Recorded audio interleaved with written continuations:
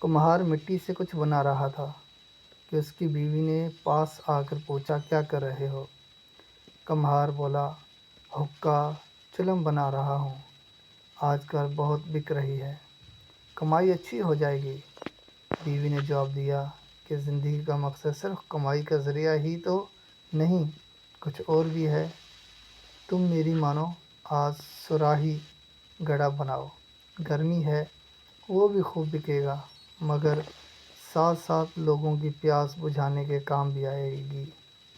کمہار نے کچھ سوچا اور مٹی کو نئے روپ میں ڈھالنا شروع کیا۔ تو اچانک مٹی نے پوچھا، یہ کیا کر رہے ہو؟ میرا روپ بدل دیا؟ کیوں؟ کمہار نے جواب دیا، میری سوچ بدل گئی ہے۔ پہلے تمہارے پیٹ میں آگ بھر رہا تھا، اب پانی بھرے گا اور مخلوق کے خدا نفع حاصل کرے گی۔ مٹی بولی، تمہاری تو صرف سوچ بدلی ہے، میری تو زندگی بدل گئی ہے۔ میں تکلیف سے نکل کر آسانی میں آ گئی ہوں۔